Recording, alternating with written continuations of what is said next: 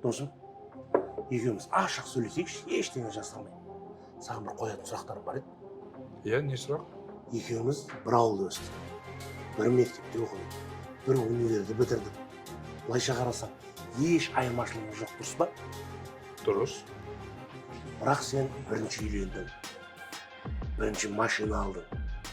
Үй алдың. Жақсы жұмысың бар.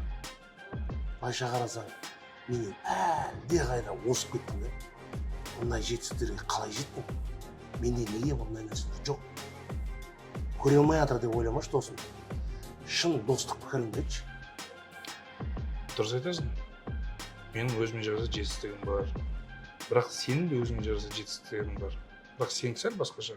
Қалай сонда? Мысалы, контр ойнау бойынша сен мықтысың. Күн демей, түн демей мықты ойнайсың. Ал мен мүлде ойнай алмаймын. Екіншіден, кальянды жақсы шегесің.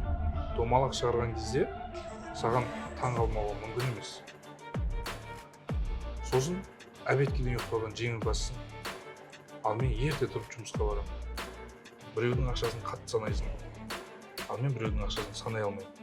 Мен өзімнің ғана ақшамды санаймын. Өзіммен өзім жүремін.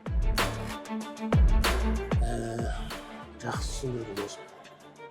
Бір күнде сенде де менде де 24 сағат бар. Сенде аз, менде көп емес. Уақытын босқа құртпай, дұрыс әрекет жасасаң, ойлаған нәтижеңе жетесің.